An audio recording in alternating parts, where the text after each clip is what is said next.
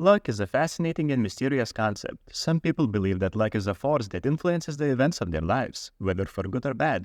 Others think that luck is just a matter of probability and chance, and that there is no such a thing as being lucky or unlucky. But what if you were someone who had so many near-death experiences that it seemed like fate itself was trying to kill you? Would you consider yourself unlucky to face death so many times, or lucky to survive? Well, there was such a person, and his name was Adolphe Sax. If his last name sounds familiar, it's because he was the inventor of the saxophone.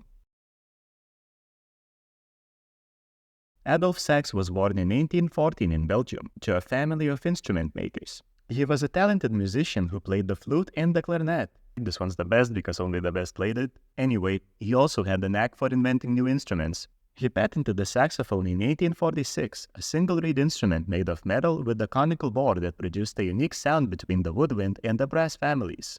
He also invented the sax horn, the sax trombia, and the sax tuba, among others. However, his musical genius was not matched by his business acumen, and he faced many legal battles with rival instrument makers who tried to steal his patents. He went bankrupt 3 times and ultimately lived in poverty till the end of his life.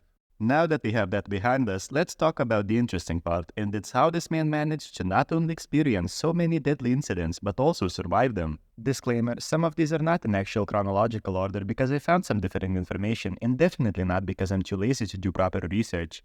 Well, it all started when he was 3 years old, when he fell down 3 flights of stairs, smacking his head on the stone floor.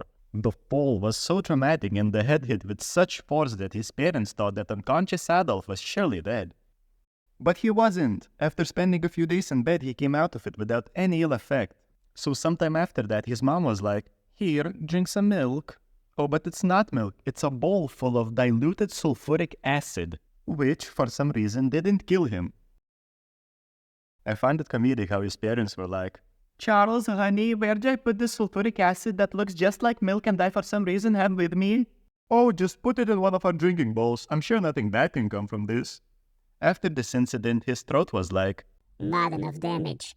and little Adolf proceeded to swallow a large needle. So naturally, his parents were like, "Okay, so we really have to up this whole parenting thing and start looking after our poor Sax. Let's put him in your workshop with barrels full of gunpowder." Mary, honey, that's exactly what I was thinking, yeah. You can probably guess what happened next.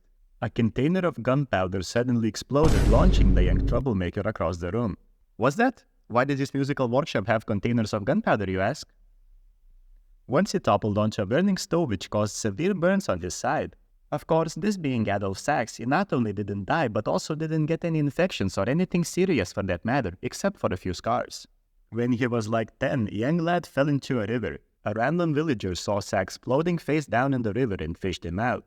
Again, somehow our little juggernaut regained consciousness. Hey, remember that scene from Home Alone 2 when Kevin throws bricks at Marv?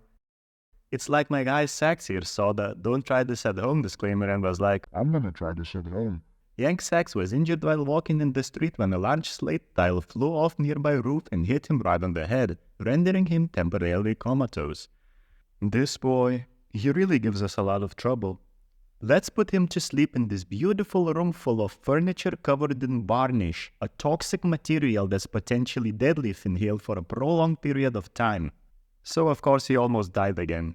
All of these injuries led Sax's understandably worried mother to openly say her young son was condemned to misfortune before adding, "He won't live." His neighbors called him Little Sax the Ghost.